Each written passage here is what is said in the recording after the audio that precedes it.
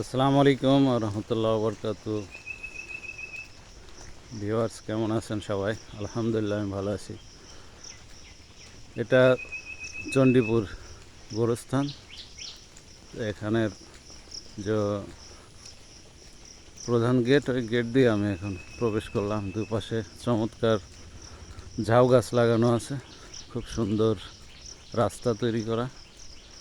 তো আপনাদের দেখাবো কবরস্থান পর্যন্ত। এখানে আমার এক বোন শুয়ে আছে, তার রুহের মাগফিরাত কামনা করব এবং আপনাদের আত্মীয় স্বজন কেউ এখানে থাকলে কমেন্ট করবেন, কে কোথায় থেকে দেখছেন এবং আপনাদের কেউ এখানে ঘুমিয়ে আছে কিনা তাদের জন্য দোয়া করবেন। আমিও দোয়া করি সবার জন্য, আল্লাহ তাআলা সবার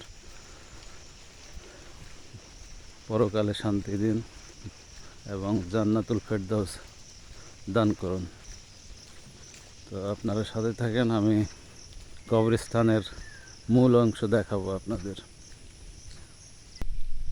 আপনারা যদি দেখেন, ওই যে সীমানা দেখা যাচ্ছে কবরস্থানের, তো এখনও কবরস্থানের মূল ফটকে যেতে পারিনি।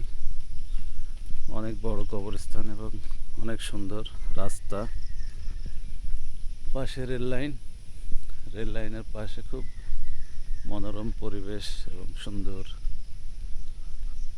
নীরব জায়গা। আল্লাহ তাআলা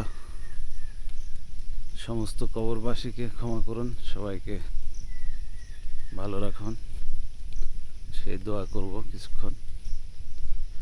তো আপনাদের দেখাবো। আপনাদের আত্মীয় স্বজন কেউ থাকলে কমেন্ট করে জানাবেন কাদের মিস করছেন, কাদের হারিয়ে ফেলেছেন। তো আমি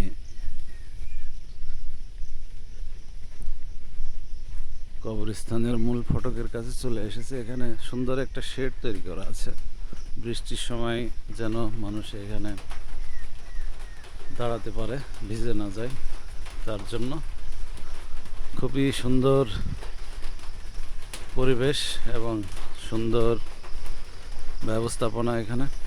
এটা হচ্ছে মূল ফটক কবরস্থানের। মূল ফটক দিয়ে আমি ভিতরে যাব না, আমি বাইরের থেকেই দোয়া করব। দেখতে পাচ্ছেন কবর অনেক পাকা করা আছে, সামনে দিয়ে কাঁচাও আছে। তা আমি ভিতরে যাচ্ছি না। এটা স্থাপিত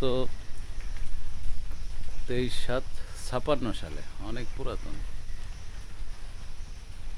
এবং খুব সুন্দর বড় এরিয়া নিয়ে তৈরি করা।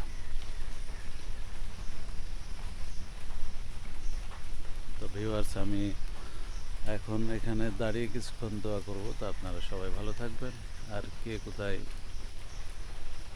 আছেন, আপনাদের কাউকে মিস করছেন কিনা জানাবেন। আসসালামু আলাইকুম ওয়া রাহমাতুল্লাহি ওয়া বারাকাতুহু।